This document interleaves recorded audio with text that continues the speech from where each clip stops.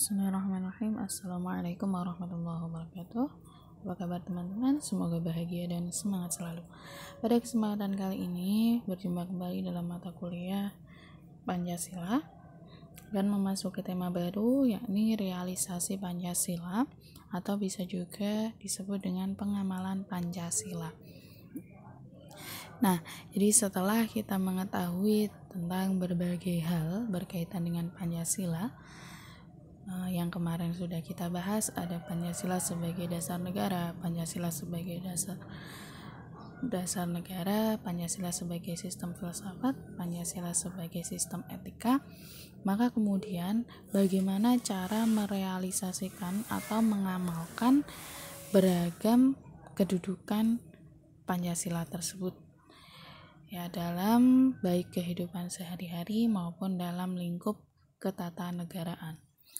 Nah, maka kemudian ya di sini kita ulas tentang basis dan urgensi.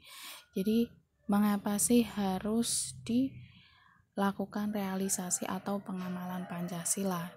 Nah, jadi ini adalah hal yang mendasari dan juga pentingnya ya menjawab pertanyaan tersebut.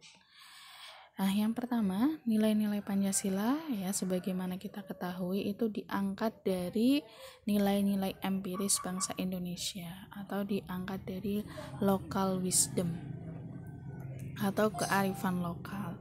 Ya, baik berupa adat, budaya dan agama. Jadi Pancasila ini sebagai identitas bangsa sekaligus merepresentasikan kondisi nyata dari bangsa Indonesia itu sendiri. Ya, jadi bangsa Indonesia itu secara agama mengakui ketuhanan, kemudian juga secara sosial ya itu mengakui hak, kemudian juga menjalankan musyawarah dalam mengambil keputusan. Nah, jadi yang tertuang dalam Pancasila itu adalah bagian empiris dari kondisi bangsa Indonesia ini sendiri. Nah, ini teman-teman masih ingat ya tentang sejarah perumusan Pancasila, di mana Pancasila itu dirumuskan bukan karena egoisme satu dua orang, melainkan melihat dari realitas kehidupan bangsa Indonesia itu sendiri. Yang berikutnya, Pancasila sebagai dasar negara, sebagai sistem filsafat, kemudian juga sebagai ideologi, ya, dalam realisasinya itu memiliki konsekuensi yang berbeda-beda. Ya, jadi misalnya Pancasila sebagai dasar negara, maka realisasinya bagaimana? Nah, kemudian sebagai sistem filsafat, realisasinya bagaimana? Nah, selanjutnya Pancasila sebagai dasar filsafat dan pandangan hidup merupakan suatu sistem nilai yang harus dijabarkan, ya, direalisasikan secara konkret.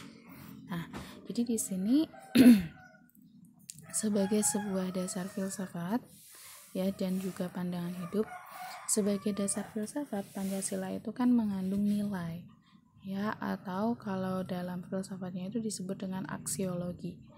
Nah, nilai-nilai tersebut itu harus dijabarkan. Dijabarkan dalam apa?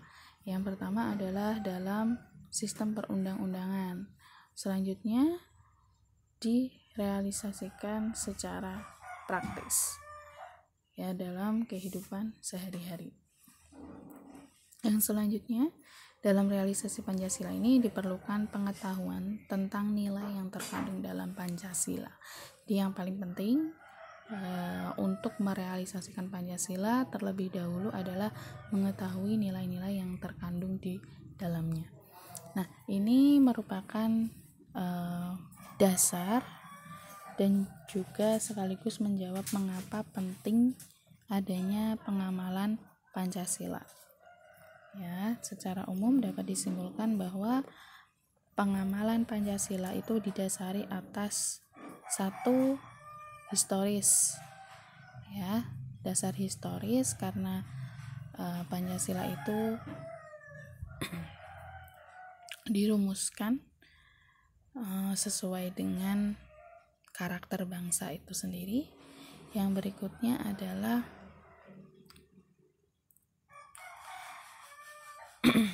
Pancasila sebagai sebuah sistem filsafat dan juga pandangan hidup itu mengandung nilai-nilai. Nah, nilai-nilai ini harus direalisasikan.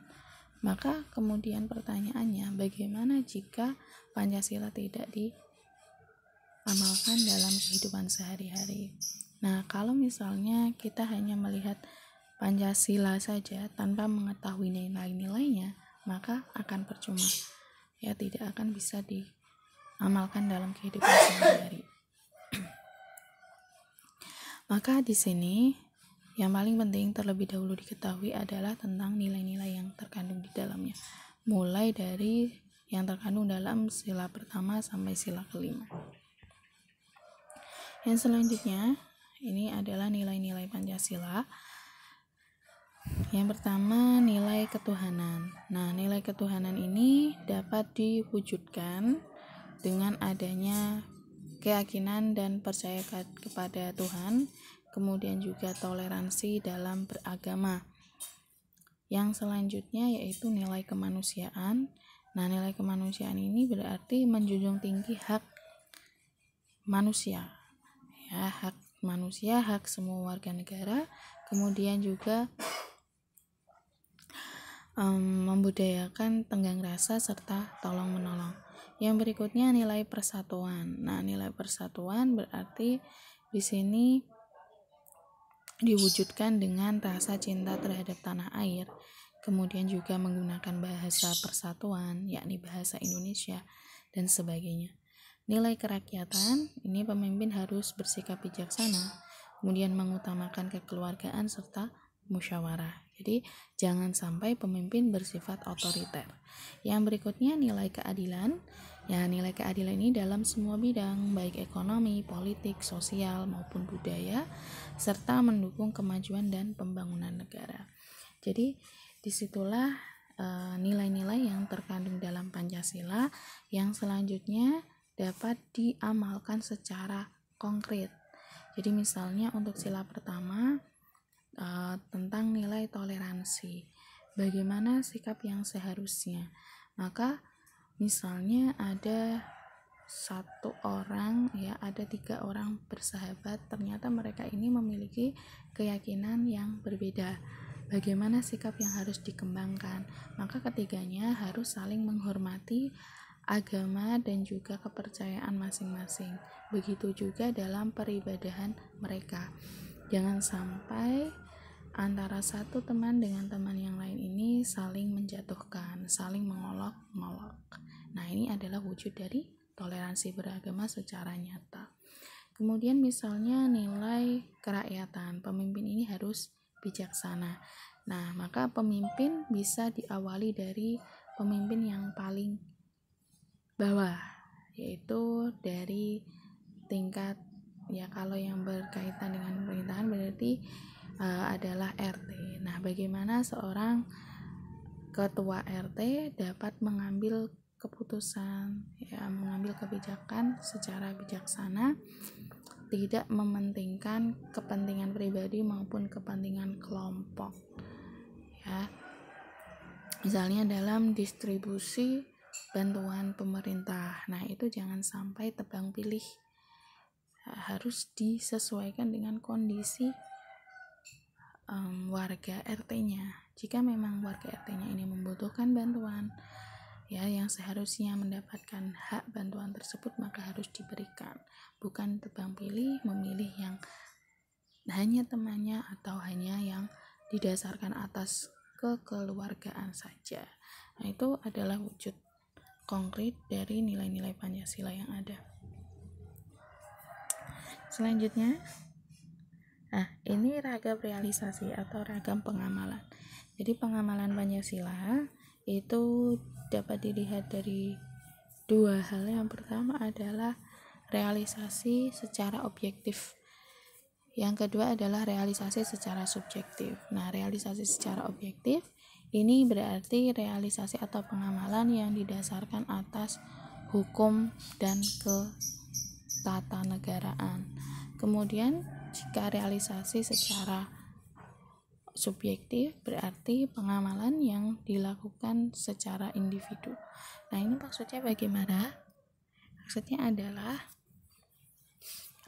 realisasi Pancasila secara objektif. Ya, berarti objektif kan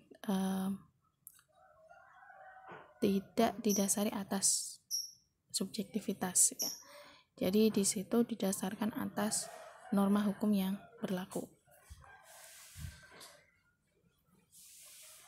Jadi misalnya sudah diatur dalam perundang-undangan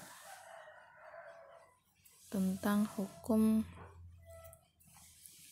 plagiasi misalkan ya. Nah, maka itu merupakan suatu wujud dari realisasi Pancasila.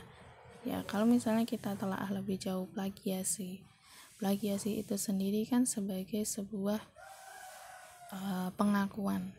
Ya, pengakuan terhadap karya orang lain. Nah, di sini berarti menyalahi sila keberapa? Ya, yang ini menyalahi yang pertama adalah sila kedua.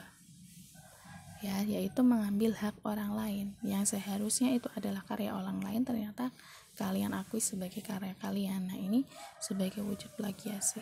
Di samping itu juga plagiasi ini menyalahi nilai yang terkandung dalam sila pertama, yaitu ketuhanan. Ya, dalam ketuhanan ini kan kita diajarkan untuk bertakwa, berbuat jujur. Nah, apabila kita melakukan plagiasi berarti kita sudah melakukan hal ketidakjujuran. Nah, di sini hukum tentang plagiasi, hukum tentang copyright misalnya ya, itu merupakan bagian dari realisasi secara objektif ya, yang harus diterima oleh semua orang. Jadi ini bukan didasarkan atas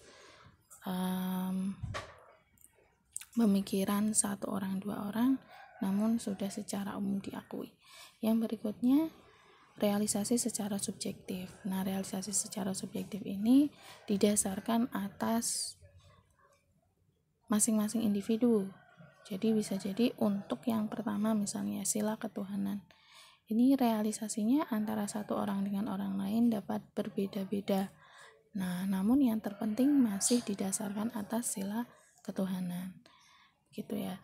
Jadi misalnya untuk satu orang ini lebih cenderung pada toleransinya, sementara untuk yang lain lebih cenderung pada pengamalan peribadahannya dan lain sebagainya. Jadi tergantung dari sudut pandang individu masing-masing. Nah, kalau misalnya yang objektif tadi tergantung pada sudut pandang kenegaraan.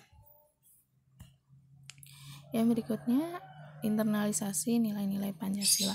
Jadi setelah diketahui tentang nilai-nilai Pancasila, maka yang terpenting itu adalah internalisasi. Internalisasi itu sendiri dapat dipahami secara sederhana sebagai penanaman. Nah, penanaman nilai-nilai Pancasila dalam diri seseorang itu dapat dilakukan dalam berbagai tahap ini. Yang pertama, ya, internalisasi ini diawali dari pengetahuan. Jadi pengetahuan tentang nilai, norma, dan praksis dari adanya Pancasila.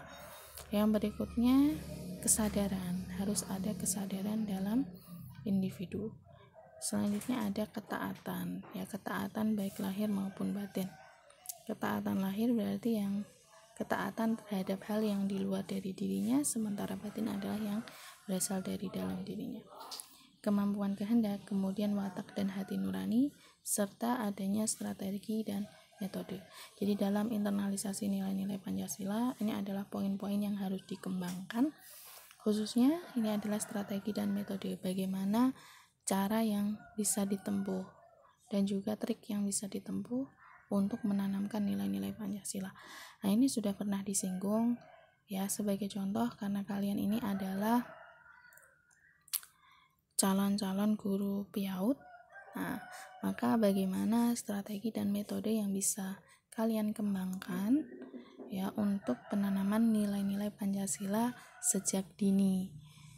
Ya, dimulai dari hal yang sederhana, misalnya tentang pengenalan terhadap Allah, pengenalan terhadap Rasul, ya, melalui materi-materi yang sederhana dan dapat diterima. Ya, berikutnya tahap pembentukan kepribadian Pancasila. Nah, ini juga menjabarkan dari internalisasi nilai Pancasila tersebut. Dalam arti apa? Dalam arti sebelum seseorang ini merealisasikan atau mengamalkan Pancasila, maka harus terlebih dahulu menempuh beberapa tahap. Yang pertama adalah tahap penghayatan. Nah, penghayatan di sini berupa apa? Yakni berupa pengetahuan, ya, yang jelas tentang Pancasila, yang selanjutnya dapat diserap dan diresap dan dihayati.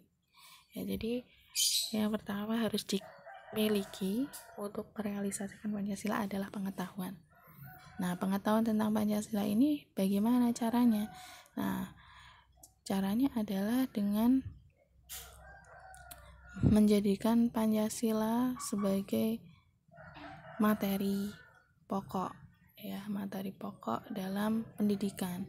Nah, makanya tidak heran jika materi Pancasila ini dapat teman-teman temukan, ya, baik dari tingkat dasar sampai sekarang. Nah, ini sebagai wujud dari pemberian materi atau pengetahuan secara lengkap tentang Pancasila. Nah, selanjutnya ketika sudah diketahui, maka akan timbul kesadaran. Oh, berarti saya ini harus menjalankan Pancasila. Ya, yang berikutnya ditingkatkan dalam hati sanubari sehingga muncul ketaatan. Jadi dari yang sudah diketahui, setelah diketahui kemudian timbul kesadaran, maka selanjutnya akan muncul ketaatan. Ya, ketaatan untuk apa? Ketaatan untuk selalu mengamalkan Pancasila dalam kehidupan sehari-hari. Yang selanjutnya, setelah ketaatan ini muncul, maka seorang individu dapat terbiasa untuk mengamalkan dalam kehidupan sehari-harinya. Nah, setelah itu maka ditingkatkan lagi menjadi mentalitas. Mentalitas ini berarti tidak hanya diamalkan secara lahir saja, jadi bisa dilihat, tapi sebenarnya dari lubuk hati yang paling dalam dia tidak mengamalkan. Ya, jadi supaya misalnya dipuji orang, nah itu termasuk bukan termasuk dalam mentalitas ini. Ya, yang dimaksud mentalitas adalah kesatuan lahir dan batin. Jadi ketika merealisasikan atau mengamalkan, maka secara lahir diamalkan dan secara batinnya juga. Sebagai contoh, yang pertama tentang nilai ketuhanan. Nah, nilai ketuhanan secara lahir, ya, secara batin mengakui adanya Tuhan. Maka secara lahirnya bagaimana? Ya, secara lahirnya dengan melakukan ibadah, dengan melakukan toleransi. Nah, apabila tidak sinkron antara kedua ini, maka belum bisa dinyatakan sebagai sebuah mentalitas. Ya, berarti hanya sebuah formalitas belaka. Ya, yang selanjutnya juga ada kesatuan akal, ya, rasa kehendak, sikap dan perbuatan. Jadi kesatuan keseluruhan, ya, tidak hanya satu aspek saja. Nah, sebagai contoh misalkan seseorang ini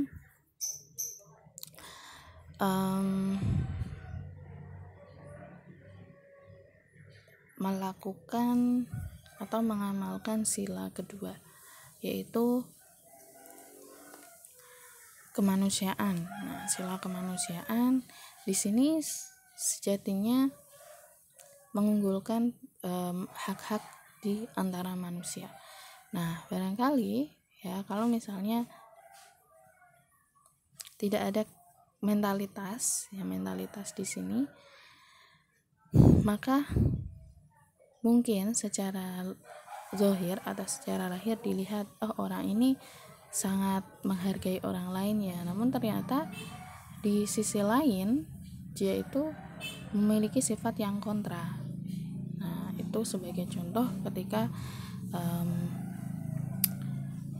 tidak menjadi sebuah mentalitas. Jadi mentalitas ini bisa dinyatakan sebagai suatu karakter yang melekat erat dan tidak terpisahkan dalam diri seseorang.